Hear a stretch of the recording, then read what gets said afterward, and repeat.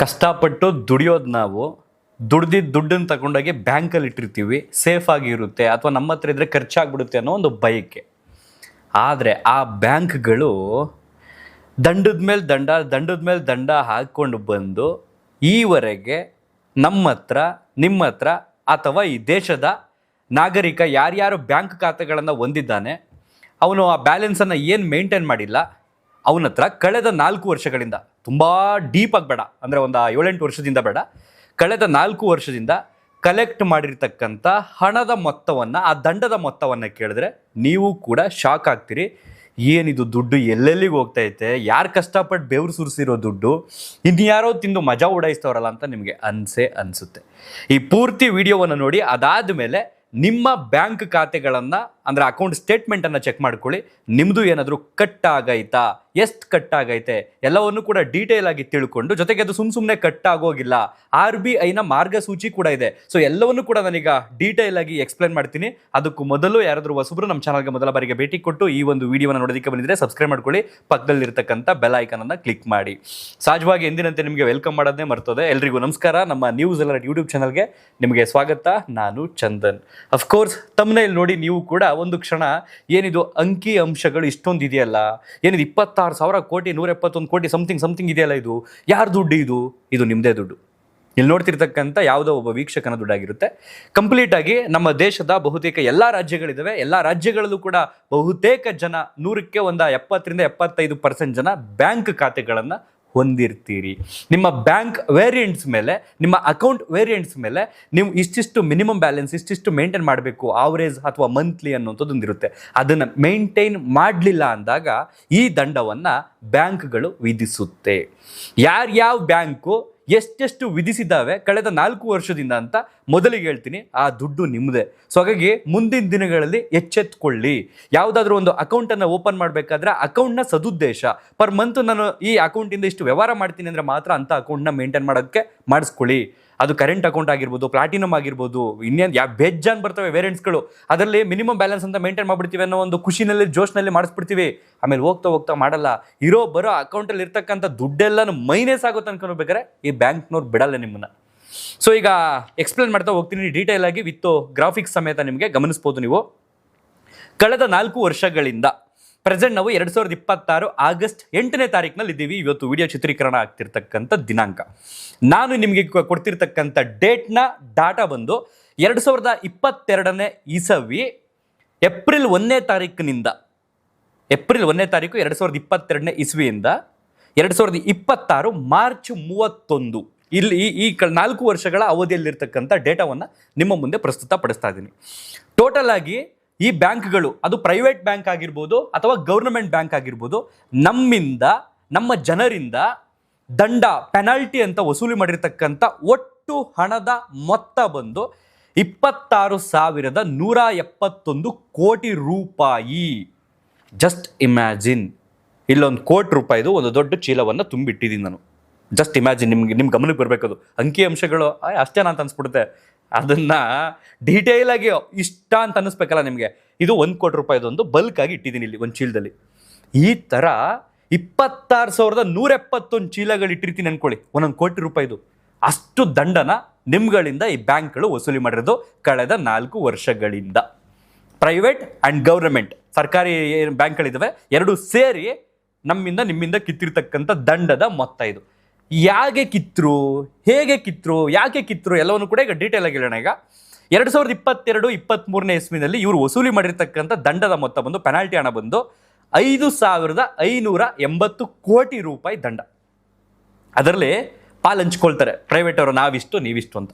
Private ಅವ್ರ ಬ್ಯಾಂಕ್ರದ್ದು 3,172 ಕೋಟಿ. ಯಾವ್ಯಾವ ಬ್ಯಾಂಕ್ ಇದ್ದಾವೆ ಅಂತಲೂ ಕೂಡ ಎಕ್ಸ್ಪ್ಲೇನ್ ಮಾಡ್ತೀನಿ. ಪ್ರೈವೇಟ್ ಅವರು ಈ ದುಡ್ಡಿನಲ್ಲಿ 2022-23 ಆಯವ್ಯಯ ವರ್ಷ ಏನಿದೆ ಅದರಲ್ಲಿ ವಸೂಲಿ ಮಾಡಿರ್ತಕ್ಕಂಥ ದಂಡ ಬಂದು 3,172 ಕೋಟಿ. ಇನ್ನು ಗೌರ್ನಮೆಂಟ್ ಬ್ಯಾಂಕ್ಗಳು ವಸೂಲಿ ಮಾಡಿರ್ತಕ್ಕಂಥದ್ದು 2,408 ಕೋಟಿ ಗೌರ್ನಮೆಂಟ್ ಬ್ಯಾಂಕ್ಗಳು. ಇನ್ನು 23 ವರ್ಷ ಅಥವಾ 24 ಅಂದರೆ 23 ಏಪ್ರಿಲ್ 1ರಿಂದ 24 ಮಾರ್ಚ್ 31 ತನಕ ವಸೂಲಿ ಮಾಡಿರ್ತಕ್ಕಂಥ ದಂಡದ ಮೊತ್ತ ಬಂದು 6,529 ಕೋಟಿ. ದಿನದಿಂದ ದಿನಕ್ಕೆ ಕಮ್ಮಿ ಅಂತೂ ಆಗಲಿಲ್ಲ, ಜಾಸ್ತಿನೇ ಆಗೋಯ್ತು ದಂಡದ ಮೊತ್ತ. ನೋಡಿ, 5,580 ಕೋಟಿಯಲ್ಲಿತ್ತು ಕಳೆದ ವರ್ಷ, ಅಂದರೆ 22-23ರಲ್ಲಿ. ಅದಾದ ನಂತರ 23-24ಕ್ಕೆ 1,000 ಕೋಟಿ ಜಾಸ್ತಿ ಆಗುತ್ತೆ ದಂಡ. 6,529 ಕೋಟಿ ವಸೂಲಿ ಮಾಡಿದ್ದಾರೆ ದಂಡವನ್ನ. ಅದರಲ್ಲಿ ಪ್ರೈವೇಟ್ ಬ್ಯಾಂಕ್ಗಳು 3,620 ಕೋಟಿ, ಇವ್ರದ್ದು 500 ಕೋಟಿ ಜಾಸ್ತಿ ಬಂತು. ಈ ಕಡೆ ಗವರ್ನಮೆಂಟ್ ಬ್ಯಾಂಕ್ಗಳು 2,909 ಕೋಟಿ, ಇವ್ರದ್ದು 500 ಕೋಟಿ ಜಾಸ್ತಿ ಬಂತು. ಒಂದು ವರ್ಷದಲ್ಲಿ ಎಲ್ಲಿಗ್ರಿ ಹೋಗ್ಬೇಕು ದುಡಿಯೋದಕ್ಕೆ? ಆರಾಮಾಗಿ ಈ ಥರದೊಂದು ಬ್ಯಾಂಕ್ ಮಾಡ್ಕೊಂಡ್ಬಿಟ್ರೆ ಸಾಕಲ್ವಾ? RBI ಕೆಳಗಡೆ ಹೋಗ್ಬಿಟ್ಟು 500 ಕೋಟಿ ದಂಡದ ರೂಪದಲ್ಲಿ ಬರೀ ನಾನು ದಂಡ ಹೇಳ್ತಾ ಇರೋದು ನಿಮಗೆ. ATM ಚಾರ್ಜಸ್ ಅಂತೆ, ವಿತ್ ಡ್ರಾಲ್ ಚಾರ್ಜಸ್ ಅಂತೆ, ಡೆಪಾಸಿಟ್ ಚಾರ್ಜಸ್ ಅಂತೆ, SMS ಚಾರ್ಜಸ್ ಅಂತೆ, ಇನ್ನೊಂದು ಯಾವುದಕ್ಕೂ ಆಳು ಮುಳು ಆ ಚಾರ್ಜಸ್ ಈ ಚಾರ್ಜಸ್ ಅಂತ, ಅದು ಬೇರೆ ಕೋಟಿ ಲೆಕ್ಕದಲ್ಲಿ ಅದು ಬರುತ್ತೆ. ನಾನು ಬರೀ ದಂಡದಷ್ಟೇ ಹೇಳ್ತಾ ಇರೋದು ನಿಮಗೆ. ಪೆನಾಲ್ಟಿ ನಮ್ಗೆ ಹಾಕಿರ್ತಕ್ಕಂಥ ದಂಡ ಇದೆಯಲ್ಲ ಅದಕ್ಕೆ ಹೇಳ್ತಾ ಇರೋದು. ಇನ್ನು 2024-25 ಇಸ್ವಿ ಏಪ್ರಿಲ್ 1ನೇ ತಾರೀಕಿಂದ 25ನೇ ಇಸ್ವಿ ಮಾರ್ಚ್ 31 ತನಕ ಇವ್ರು ಕಲೆಕ್ಟ್ ಮಾಡಿರೋ ದಂಡ ಬಂದು 6,975 ಕೋಟಿ ಓವರ್ ಆಲ್ ಎಲ್ಲ ಬ್ಯಾಂಕ್ ಅವರು ಸೇರಿ. ಅದರಲ್ಲಿ ಪ್ರೈವೇಟ್ ಬ್ಯಾಂಕ್ ಅವರು 4,199 ಕೋಟಿ ವಸೂಲಿ ಮಾಡಿದ್ರೆ 2,776 ಕೋಟಿನ ಗೌರ್ನಮೆಂಟ್ ಬ್ಯಾಂಕ್ನವ್ರು ವಸೂಲಿ ಮಾಡೋರೆ. ಒಂದು 200 ಕೋಟಿ ಕಡಿಮೆ ಆಗೈತೆ ಗೌರ್ನಮೆಂಟ್ ಬ್ಯಾಂಕ್ಗಳಲ್ಲಿ. ಪ್ರೈವೇಟ್ ಬ್ಯಾಂಕಲ್ಲಿ ಇನ್ನೂ 500 ಕೋಟಿ ಜಾಸ್ತಿ ಆಯಿತು ಕಳೆದ ವರ್ಷ. ಪ್ರೆಸೆಂಟ್ ಇರ್ತಕ್ಕಂಥ ವರ್ಷ 2025 ಏಪ್ರಿಲ್ 1ರಿಂದ ಪ್ರೆಸೆಂಟ್ ಈಗ ಮೊನ್ನೆ ಮಾರ್ಚ್ 31 ಕ್ಲೋಸ್ ಆಯ್ತಲ್ಲ, ಅಲ್ಲಿಗೆ ಒಂದು ವರ್ಷ ಬರುತ್ತೆ ಆಯವ್ಯಯ ವರ್ಷ. ಆ ವರ್ಷದಲ್ಲಿ ಕಲೆಕ್ಟ್ ಮಾಡಿರೋ ಟೋಟಲ್ ಅಮೌಂಟ್ ಬಂದು ನಿಜಕ್ಕೂ ತಲೆ ತಿರುಗುತ್ತೆ. 7,081 ಕೋಟಿ ರೂಪಾಯಿ ದಂಡನ ಕಲೆಕ್ಟ್ ಮಾಡಿರೋದು ಈ ಬ್ಯಾಂಕ್ಗಳೆಲ್ಲ ಸೇರಿ ಇಡೀ ಇಂಡಿಯಾದಲ್ಲಿ. ಅದರಲ್ಲಿ 4,949 ಕೋಟಿ ಪ್ರೈವೇಟ್ ಬ್ಯಾಂಕ್ನವರು, ಗೌರ್ನಮೆಂಟ್ ಬ್ಯಾಂಕ್ನವರು 2,131 ಕೋಟಿ. ಕಳೆದ ವರ್ಷಕ್ಕೆ ಕಂಪೇರ್ ಮಾಡಿದ್ರೆ ಈ ವರ್ಷದ ಆಯವ್ಯಯದಲ್ಲಿ ಹೆಚ್ಚು ಕಡಿಮೆ 600 ಕೋಟಿಯಷ್ಟು ದಂಡ ಗೌರ್ನಮೆಂಟ್ ಬ್ಯಾಂಕ್ಗಳಲ್ಲಿ ಕಡಿಮೆ ಆಗಿದ್ರೆ, ಪ್ರೈವೇಟ್ ಬ್ಯಾಂಕ್ಗಳಲ್ಲಿ ಏನಿಲ್ಲ ಅಂತಂದ್ರೂ 800 ಕೋಟಿಯಷ್ಟು ಹೆಚ್ಚಾಗಿದೆ ಒಂದೇ ವರ್ಷದಲ್ಲಿ. 800 ಕೋಟಿ ರೂಪಾಯಿ ದಂಡ. ಕೋಟಿ ಗುರು, ಲಕ್ಷದಲ್ಲಿ ಮಾತಾಡ್ತಿಲ್ಲ, ಸಾವಿರದಲ್ಲಿ ಮಾತಾಡ್ತಿಲ್ಲ, ಕೋಟಿ. ಜಸ್ಟ್ ಇದೊಂದು ಕೋಟಿ ಇದು. ಈ ಥರದ್ದು 800 ಕೋಟಿ ಎಲ್ಲಿಗೆ ಹೋಗ್ಬೇಕು? ಎಂಪ್ಲಾಯ್ಗಳಿಗೆ ಸ್ಯಾಲ್ರಿನೂ ಆಗೋಯ್ತು, ಎಲ್ಲ ಆಗೋಯ್ತು. ಆ ದುಡ್ಡು ಅದು ಎಲ್ಲಿಗೆ ಹೋಗ್ತೈತೆ, ಅದು ಏನು ಮಾಡ್ತಾಯಿತ್ತು ಒಂದು ಅರ್ಥ ಆಗ್ತಿಲ್ಲ. ಜನಸಾಮಾನ್ಯರ ಹಣ, ಕಷ್ಟಪಟ್ಟು ದುಡ್ದಿದ್ದು ಹಣ, ಅಲ್ಲಿ ಯಾರಿಗೋ ಬಡ್ಡಿ ಸಾಲ ಕೊಟ್ಟರೆ ಮೋಸ ಮಾಡಿಬಿಡ್ತಾರೆ ಅನ್ನೋ ಕಾರಣಕ್ಕೆ ಬ್ಯಾಂಕಲ್ಲಿ ಇಟ್ಟರೆ ಏನೋ ಬರ್ತದೆ ಅಂತ ಅನ್ಕೊಂಡೋಗಿ ಇಟ್ಬಿಟ್ಟಿರ್ತಾರೆ. ಮೇಂಟೈನ್ ಮಾಡ್ತಿರಲ್ಲ, ಹೋಯ್ತಾ ಇರುತ್ತೆ ಸವ್ರ್ಕಂಡು. ಈ ಬಟ್ಟೆ ಬಗ್ಗೆ ಸೋಪಲ್ಲಿ ಉಜ್ಜಿದ್ರೆ ಡೇ ಬೈ ಡೇ ಉಜ್ತಾ ಏನಾಗುತ್ತೆ ಹೇಳಿ, ಸೌದೋಗುತ್ತಲ್ಲ, ಹಂಗೆ ಆಗ್ಬಿಟ್ಟೈತಿ ಅಕೌಂಟ್ಗಳ ಕತೆ. ಸೊ ಈಗ ನಿಮಗೆ ಒಂದು ಕ್ಯೂರಿಯಾಸಿಟಿ, ಈಗ ಇಷ್ಟೊಂದು ಕೋಟಿ ವಸೂಲಿ ಮಾಡೋರಲ್ಲ, ಇದರಲ್ಲಿ ಯಾವ್ಯಾವ ಬ್ಯಾಂಕ್ ಇರ್ಬೋದು? ನಾನು ಮಾಡಿಸಿರೋ ಬ್ಯಾಂಕು ಏನಾದ್ರು ಇದರಲ್ಲಿ ಇದೆಯಾ? ನನ್ನ ಅಕೌಂಟ್ ಇದೆಯಲ್ಲ, ಈಗ ನಂದು ಒಂದು 5-6 ಅಕೌಂಟ್ ಇರ್ತವೆ ಅನ್ಕೊಳ್ಳಿ ನಿಮ್ಮ ಹತ್ರ, ಅಥವಾ ಒಂದು 2 ಇರುತ್ತೆ, ಒಬ್ಬರ ಹತ್ರ ಪ್ರತ್ಯೇಕವಾಗಿ ಒಂದೇ ಅಕೌಂಟ್ ಇರುತ್ತೆ. ಆ ಅಕೌಂಟು ಕೂಡ ಇದರಲ್ಲಿದೆಯಾ, ಆ ಬ್ಯಾಂಕ್ ಕೂಡ ಇದರಲ್ಲಿದೆಯಾ ಅಂತ ನಿಮ್ಗೆ ಈಗ ಸೋಜಿಗ ಅಥವಾ ಒಂದು ಪ್ರಶ್ನೆ ಉಟ್ಕೊಂಡಿರುತ್ತೆ. ಅದನ್ನು ಕೂಡ ಈಗ ಎಕ್ಸ್ಪ್ಲೇನ್ ಮಾಡ್ತಾ ಹೋಗ್ತೀನಿ, ಗಮನಿಸ್ಬೋದು ನೀವು. 2025-26 ಮಾತ್ರ ತಗೊಳ್ತೀನಿ ನಾನು. ಈ ನಾಳೆ ಬಿಟ್ಬಿಡ್ತೀನಿ. 22, 23, 24, 25 ಇವ್ನು ಬಿಟ್ಬಿಡ್ತೀನಿ. 25-26 ಈ ಆಯವ್ಯಯ ವರ್ಷದಲ್ಲಿ 7,081 ಕೋಟಿ ವಸೂಲಿ ಮಾಡೋರಲ್ಲ ಗೌರ್ಮೆಂಟ್ ಪ್ರೈವೇಟ್ ಬ್ಯಾಂಕ್ನವರು. ಅದರಲ್ಲಿ ಯಾವ್ಯಾವ ಬ್ಯಾಂಕ್ನವರು ಅಂತ ಅಷ್ಟು ಮಾತ್ರ ಡೇಟಾ ಕೊಡ್ತೀನಿ ನಾನು ನಿಮಗೆ. ಅದೆಲ್ಲ ಹೇಳ್ತಾ ಹೋದರೆ ಡ್ಯೂರೇಷನ್ ಜಾಸ್ತಿ ಆಗೋಗುತ್ತೆ. ಈ ಆಯವ್ಯಯ ವರ್ಷದ ಮಾತ್ರ ಕೊಡ್ತೀನಿ ನಿಮಗೆ. ಅದರಲ್ಲಿ ನಂಬರ್ 1 HDFC ಬ್ಯಾಂಕ್ ಅವರು 1,798 ಕೋಟಿ ದಂಡನ ಈ ಒಂದು ವರ್ಷದಲ್ಲಿ ವಸೂಲಿ ಮಾಡೋರು. ಒಂದೇ ಒಂದು ಬ್ಯಾಂಕ್ನವರು ಗುರು, ಮೋರ್ ದೆನ್ ಏನಿಲ್ಲ ಅಂತಂದ್ರೂ ಈ ಬಾರಿ ವಸೂಲಿ ಮಾಡಿರೋ ದಂಡದಲ್ಲಿ ಸಿಂಹಪಾಲು ಇವ್ರದ್ದೇ ಇದೆ, HDFC ಬ್ಯಾಂಕ್ ಅವರು. ಸೆಕೆಂಡ್ ಪ್ಲೇಸನ್ನು ಪಡ್ಕೊಂಡು ಇಲ್ಲಿ ಚಪ್ಪಾಳೆಗೆ ಇಟ್ಟಿಸ್ಕೊಂಡಿರ್ತಕ್ಕಂಥವ್ರು ಆಕ್ಸಿಸ್ ಬ್ಯಾಂಕ್ನವರು 1,081 ಕೋಟಿ ದಂಡವನ್ನು ವಸೂಲಿ ಮಾಡಿದ್ದಾರೆ 25-26 ಈ ವರ್ಷದಲ್ಲಿ 12 ತಿಂಗಳಲ್ಲಿ. ಕೇವಲ 12 ತಿಂಗಳಲ್ಲಿ ವಸೂಲಿ ಮಾಡಿರೋ ದಂಡ. 3ನೇ ಪ್ಲೇಸನ್ನು ನಮ್ಮ SBI ಬ್ಯಾಂಕ್ನವರು, ಸ್ಟೇಟ್ ಬ್ಯಾಂಕ್ ಆಫ್ ಇಂಡಿಯಾ, ಇವ್ರು ಬಂದು 477 ಕೋಟಿ ದಂಡವನ್ನು ವಸೂಲಿ ಮಾಡಿದ್ದಾರೆ. ಪರವಾಗಿಲ್ಲ ಅಂತ ಅನ್ಬೋದು ನಾವು ಇವರಿಬ್ರಿಗೂ ಕಂಪೇರ್ ಮಾಡ್ಕೊಂಡ್ರೆ. 4ನೇ ಪ್ಲೇಸಲ್ಲಿ ಬಂದು ಅಂದರೆ ನಾನು ಟಾಪ್ 10 ಬ್ಯಾಂಕ್ಗಳು ಮಾತ್ರ ಹೇಳ್ತಾ ಇದ್ದೀನಿ. ಇನ್ನು ಉಳಿದಿರ್ತಕ್ಕಂಥ ಅಮೌಂಟನ್ನು ಬೇರೆ ಬ್ಯಾಂಕ್ಗಳು ಹಂಚ್ಕೊಂಡಿದ್ದಾವೆ. ಬ್ಯಾಂಕ್ ಆಫ್ ಬರೋಡಾ 4ನೇ ಪ್ಲೇಸ್ನಲ್ಲಿ 394 ಕೋಟಿ ದಂಡ ವಸೂಲಿ ಮಾಡಿದ್ದಾರೆ ಈ ಕಳೆದ 12 ತಿಂಗಳಲ್ಲಿ. ICICI ಬ್ಯಾಂಕು 354 ಕೋಟಿ, ಇಂಡಿಯನ್ ಬ್ಯಾಂಕ್ ಬಂದು 299 ಕೋಟಿ, ಈ ಕಡೆ ಕೋಟಕ್ ಮಹೇಂದ್ರ ಬ್ಯಾಂಕು 291 ಕೋಟಿ, ಕೆನರಾ ಬ್ಯಾಂಕ್ ಬಂದು 213 ಕೋಟಿ, ಈ ಕಡೆ ಪಂಜಾಬ್ ನ್ಯಾಷನಲ್ ಬ್ಯಾಂಕ್ ಬಂದು 207 ಕೋಟಿ, ಎಸ್ ಬ್ಯಾಂಕ್ ಬಂದು 195 ಕೋಟಿ. ಈ 2025ನೇ ಇಸವಿ ಏಪ್ರಿಲ್ 1ನೇ ತಾರೀಕಿನಿಂದ 2026ನೇ ಇಸವಿ ಮಾರ್ಚ್ 31 ಒಳಗಡೆ 12 ತಿಂಗಳ ಒಳಗಡೆ ಕಲೆಕ್ಟ್ ಮಾಡಿರೋ ದಂಡದ ಮೊತ್ತ ಇದು, ಕೇವಲ 12 ತಿಂಗಳಲ್ಲಿ. ನಿಮ್ಮ ಬ್ಯಾಂಕ್ ಯಾವುದಿದೆ ಕಮೆಂಟ್ ಮಾಡಿ, ನಿಮ್ದು ಎಷ್ಟು ಕಟ್ಟಾಗೈತೆ ಕಮೆಂಟ್ ಮಾಡಿ. ನೀವು ದುಡೀರಿ, ಅಲ್ಲಿ ತಗೊಂಡೋಗಿ ಇಡಿ, ಮೇಂಟೈನ್ ಮಾಡಬೇಡಿ, ಇನ್ಯಾರ್ದೋ ಮನೇನ ಬದುಕಿಸಿ. ಓಕೆ, ಈಗ ದಂಡ ಯಾವ ಥರ ಹಾಕ್ತಾರೆ, ಎಷ್ಟು ಹಾಕ್ತಾರೆ ಅದನ್ನು ನೋಡೋಣ ಈಗ. ಸೊ ಅದಕ್ಕಿಂತ ಮೊದಲು ಈ ಟೋಟಲ್ ಇಷ್ಟು ನಂಬರ್ ಹೇಳಿದ್ನಲ್ಲ ನಾನು, ಇದು ಟೋಟಲ್ ಎಷ್ಟಾಗುತ್ತೆ ಅಂತ ಹೇಳ್ಬಿಡೋಣ. ಈ ವರ್ಷದಲ್ಲಿ 5,309 ಕೋಟಿ ದಂಡವನ್ನು ನನಗೆ ಹೇಳಿದ್ನಲ್ಲ 10 ಬ್ಯಾಂಕ್ಗಳು ಇವ್ರು ವಸೂಲಿ ಮಾಡ್ಕೊಂಡಿದ್ರೆ, ಇನ್ನು ಉಳಿದಿರ್ತಕ್ಕಂಥ 1,772 ಕೋಟಿನ ಬೇರೆ ಬ್ಯಾಂಕ್ಗಳು ಹಂಚ್ಕೊಂಡಿದ್ದಾವೆ. ಇನ್ನೂ 10 ಹಲವಾರು ಬ್ಯಾಂಕ್ಗಳು ಇರ್ತವೆ. ಆದರೆ ಆ 1,772 ಕೋಟಿನ ಅವರೆಲ್ಲ ಹಂಚ್ಕೊಂಡ್ರೆ 1,798 ಕೋಟಿನ HDFC ಒಂದೇ ಹಂಚ್ಕೊಂಡೈತೆ, ಒಂದೇ ಪಡ್ಕೊಂಡೈತೆ ದಂಡದ ರೂಪದಲ್ಲಿ. ಜನಗಳ ದುಡ್ಡು, ಕಷ್ಟಪಟ್ಟು ದುಡ್ದಿರೋ ದುಡ್ಡನ್ನ ಹೆಂಗೆಲ್ಲ ವಸೂಲಿ ಮಾಡ್ಕೊಂತವ್ರೆ, ಹೆಂಗೆಲ್ಲ ವಸೂಲಿ ಮಾಡ್ಕೊಂಡು ಆರಾಮಾಗಿ ಎ ಸಿ ರೂಮಲ್ಲಿ ಕೂತಿರ್ತಕ್ಕಂಥವ್ರು ತಿಂತವ್ರೆ ಅಂತ ನೋವಾಗ್ತಿದೆ. ಯಾವ ಕಾರಣಕ್ಕೆ ಇದು ಅಂತಂದರೆ, ಕನಿಷ್ಠ ಠೇವಣಿಯನ್ನು ಯಾವ ಬ್ಯಾಂಕ್ನ ಖಾತೆಗಳು ಕಾಪಾಡಿಕೊಂಡಿಲ್ಲ, ಮೇಂಟೈನ್ ಮಾಡಿಲ್ಲ ಅಂಥವ್ರಿಗೆ ಹಾಕಿರ್ತಕ್ಕಂಥ ಫೈನ್ ಇದು, ದಂಡ. ಎಕ್ಸಾಂಪಲ್, ನೀವು ಯಾವುದೋ ಒಂದು ಬ್ಯಾಂಕ್ನಲ್ಲಿ ಅಕೌಂಟ್ ಮಾಡ್ಸೋಕೆ ಹೋಗಿರ್ತೀರಿ. ಆ ಅಕೌಂಟ್ ಮಾಡ್ತಕ್ಕಂಥ ಅಕೌಂಟ್ ಡಿಪಾರ್ಟ್ಮೆಂಟ್ ಏನಿರುತ್ತೆ, ಸೇವಿಂಗ್ಸ್ ಆಗಿರ್ಬೋದು, ಕರೆಂಟ್ ಆಗಿರ್ಬೋದು, ಇನ್ನಿತರ ಅಕೌಂಟ್ಗಳು, ಅದರಲ್ಲಿ ಒಂದಷ್ಟು ವೇರಿಯಂಟ್ಸ್ ಬರ್ತವೆ. ಅವ್ರು ನಿಮಗೆ ಎಕ್ಸ್ಪ್ಲೈನ್ ಮಾಡಿರ್ತಾರಾ ಅಥವಾ ನೀವು ಎಕ್ಸ್ಪ್ಲೈನ್ ಕೇಳಿರ್ತೀರಾ, ಅಥವಾ ಸುಮ್ಮನೆ ಒಂದು ಸೇವಿಂಗ್ಸ್ ಅಂದರೆ ಸೇವಿಂಗ್ಸು, ಆ ಸೇವಿಂಗ್ಸಲ್ಲೂ ಕೂಡ ಕಡಿಮೆದೊಂದಿರುತ್ತೆ. ನಾನು ಮಂತ್ಲಿ ಇಷ್ಟು ಮೇಂಟೈನ್ ಮಾಡ್ತೀನಿ ಅನ್ನುವಂಥದ್ದು, ಅಥವಾ ನಾನು ಮೇಂಟೈನ್ ಮಾಡೋಕ್ಕಾಗದೇ ಇಲ್ಲ ಅನ್ನುವಂಥದ್ದು, ವಿದ್ಯಾರ್ಥಿಗಳಿಗಿರ್ತಕ್ಕಂಥ ಅಕೌಂಟು, ಸ್ಯಾಲ್ರಿಡ್ ಅಕೌಂಟು, ಬೇರೆ ಬೇರೆ ರೀತಿಯ ಆಯಾಮಗಳು ಇರ್ತವೆ ಅಕೌಂಟ್ಗಳಲ್ಲಿ. ಇನ್ನು ಕರೆಂಟ್ ಅಕೌಂಟ್ ಅಂತ ಬಂದರೆ, ನಾನು ಏನಿಲ್ಲ ಅಂತಂದ್ರೂ ಆವರೇಜ್ ನಾನೊಂದು 10,000 ಮೇಂಟೈನ್ ಮಾಡ್ತೀನಿ ಅನ್ನೋಂಥದ್ದು, ಒಂದು 20,000 ಮೇಂಟೈನ್ ಮಾಡ್ತೀನಿ ಅನ್ನೋಂಥದ್ದು, ಈ ರೀತಿಯ ಅಕೌಂಟ್ಗಳು ಕೂಡ ಇರುತ್ತೆ. ಅದಕ್ಕೆ ಸಂಬಂಧಪಟ್ಟಾಗ ನಿಮಗೆ ಡೈಲಿ ಟ್ರಾನ್ಸಾಕ್ಷನ್ ಲಿಮಿಟ್ ಜಾಸ್ತಿ ಆಗ್ತಾ ಹೋಗ್ತಾ ಇರುತ್ತೆ.